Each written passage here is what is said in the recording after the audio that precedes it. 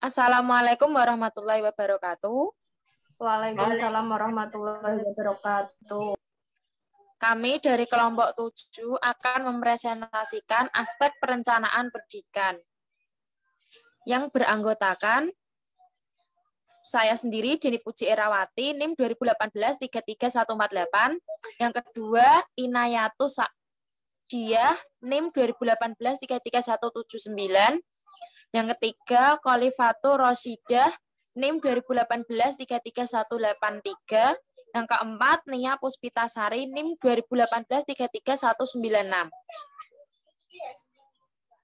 Aspek perencanaan pendidikan ini ada 4. Yang pertama dulu sosiologis yang akan dijelaskan oleh Mbak Nia Puspitasari.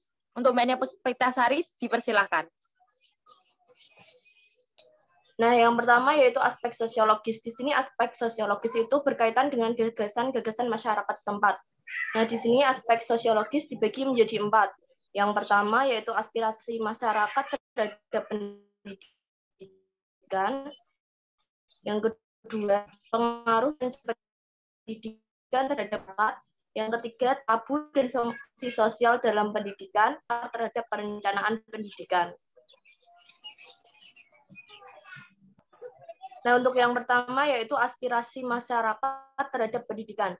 Di sini pendidikan tidak lagi menjadi milik kelompok atau golongan tertentu, akan tetapi sudah menjadi tanggung jawab bersama antar keluarga, warga negara, dan pemerintah.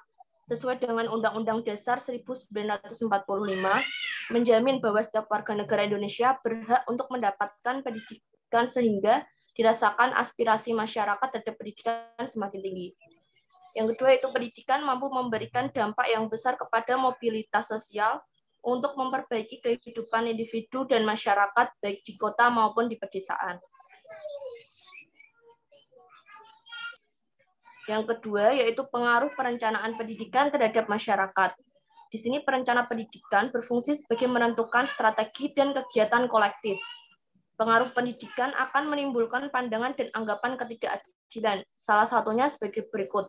Yang pertama yaitu adanya proses seleksi yang ketat untuk masuk jurusan tertentu di perguruan tinggi dalam rangka menyediakan tenaga kerja yang bermutu tinggi tapi tidak melebihi jumlah yang dibutuhkan. Yang kedua, pembangunan sekolah yang belum merata karena keberadaan biaya yang terbatas. Dan yang ketiga, perbedaan kemajuan pendidikan sebagai akibat perbedaan kemampuan ekonomi setempat.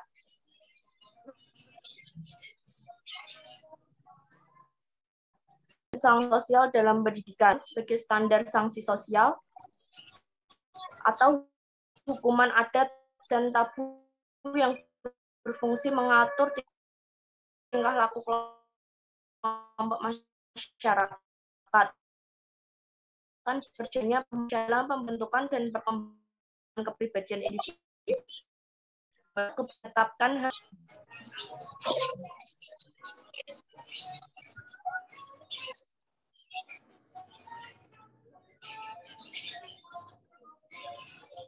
Nah, yang terakhir yaitu pengaruh budaya dan tekanan-tekanan dari luar terhadap perencanaan pendidikan. Di sini cara mengetahui pengaruh tekanan dari luar dan pengaruh budaya terhadap perencanaan pendidikan, maka perencana pendidikan dapat memanfaatkan hasil-hasil penelitian sosial dari para sosiologi atau pengamat pendidikan. Tugas perencana adalah mempelajari dan mempertimbangkan keinginan-keinginan yang ada dalam masyarakat. Misalnya keinginan tambahan gedung sekolah yang baru, adanya perbaikan mutu pendidikan di daerah pedesaan, dalam rangka pembangunan masyarakat desa, biaya yang lebih banyak, dan sebagainya.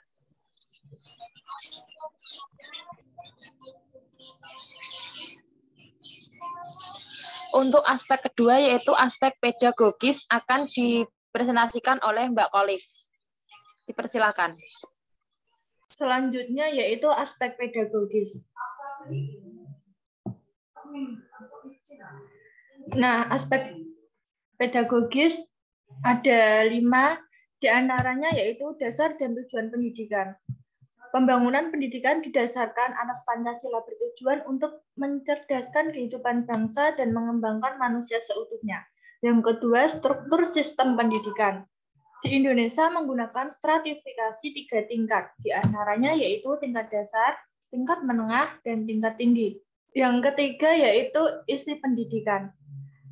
Isi pendidikan merupakan sejumlah pengetahuan yang harus disampaikan oleh lembaga pendidikan atau sekolah kepada anak didik. Keseluruhan pengalaman belajar yang dialami anak didik tercakup di dalam kurikulum.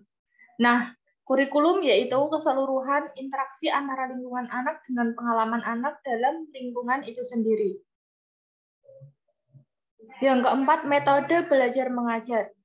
Belajar sambil berbuat atau learning by doing.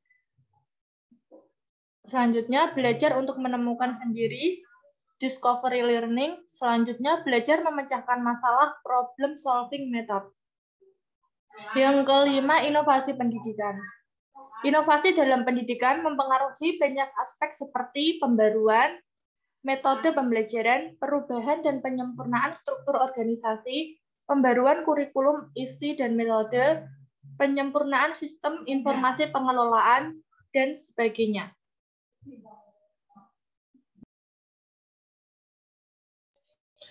Aspek yang ketiga yaitu aspek demografis yang akan dipresentasikan oleh Mbak Inai. Dipersilahkan. Itu aspek demografis. Yang pertama yaitu pengaruh perkembangan pendudukan. Secara umum, ada 4 masalah kependudukan yang perlu diperhatikan oleh perencana pendidikan yaitu: yang pertama, laju pertambahan penduduk yang masih terlalu cepat. Yang kedua, distribusi penduduk yang tinggi. Yang ketiga, keadaan piramida penduduk usia muda. Yang keempat, mobilitas dinamika penduduk yang tinggi.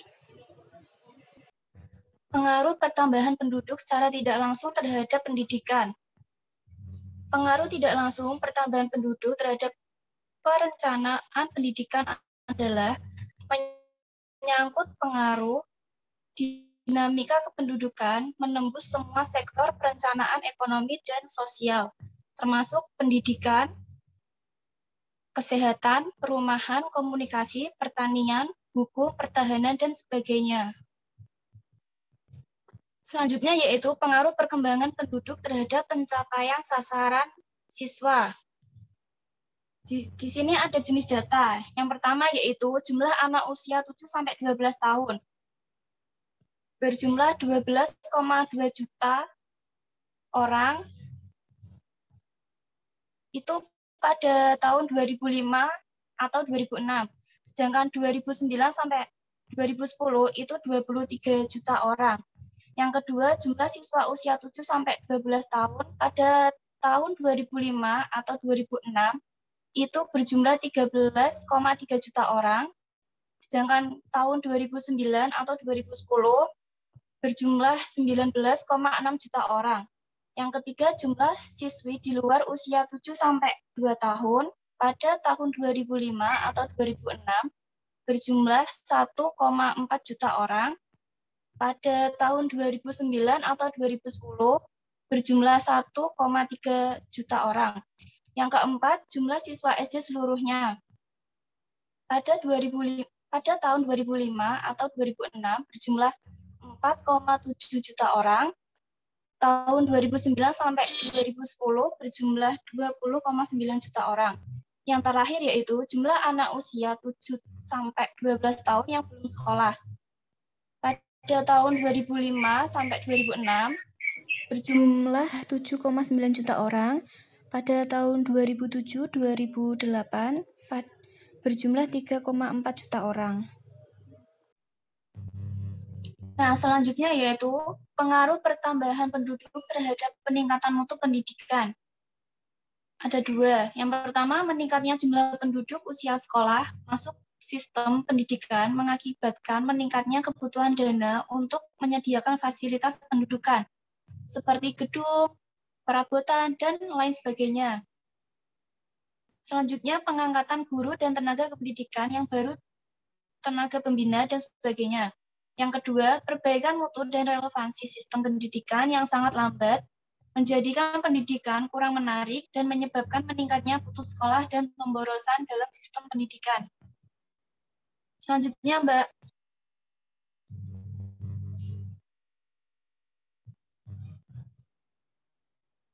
Pemerataan kesempatan belajar.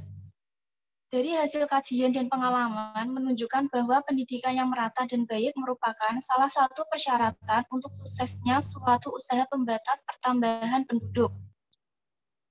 Banyak negara yang mengalami ledakan penduduk yang begitu cepat, karena negara tersebut menghadapi masalah dalam sistem pendidikan. Oleh sebab itu, pemerataan kesempatan belajar kepada setiap warga negara harus menjadi perhatian para perencana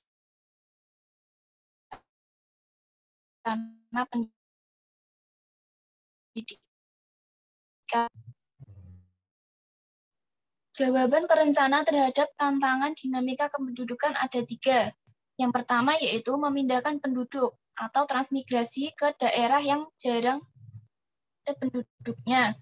Yang kedua yaitu mengendalikan lajunya pertambahan penduduk dengan intensifikasi dan ekstensifikasi program keluarga berencana. Dan yang ketiga yaitu mengendalikan arus urbanisasi dengan memprioritaskan pembangunan di bidang pertanian. Untuk aspek ekonomis akan saya jelaskan.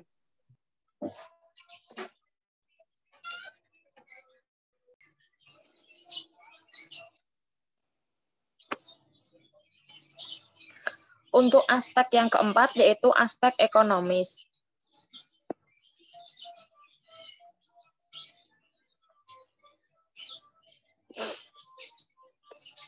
Yang pertama ada permasalahan ekonomi. Analisis ekonomi antara lain mencoba menjelaskan tingkah laku individu, perusahaan, dan pemerintah dalam hubungannya dengan kebijakan ekonomi dan meliputi setiap unsur yang terlibat dalam proses produksi dengan tujuan agar output lebih besar dari input. Yang kedua ada pendidikan sebagai alat dan kebijakan ekonomi, yaitu meningkatkan taraf hidup masyarakat, menimbulkan suatu kondisi materi dan psikologis dalam kehidupan keluarga yang mendorong anaknya agar dapat memasuki pendidikan setinggi mungkin. Yang ketiga, pemilihan alternatif alat-alat kebijakan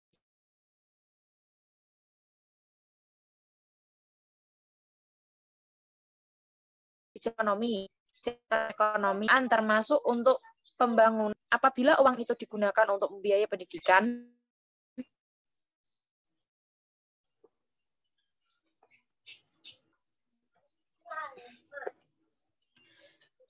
yang keempat, biaya dan keuntungan. Pendidikan harus dinilai berdasarkan alat dan tujuan kebijakan lainnya, termasuk membandingkan keberhasilan suatu lembaga pendidikan tertentu dengan lembaga pendidikan yang lain. Yang kelima ada pendidikan. Biaya pendidikan antara formal pada terbagi 2, yaitu yang pertama langsung meliputi biaya pembangunan atau kapital. Yang kedua ada biaya langsung atau indirect cost atau income foregone. Yang keenam tujuan lain pada kebijakan ekonomi, yaitu pendidikan memberikan sumbangan bagi peningkatan produksi yang juga berarti membantu pertumbuhan ekonomi. Itulah sebabnya ahli ekonomi dan pembuat kebijaksanaan menganggap pendidikan sebagai alat kebijaksanaan ekonomi.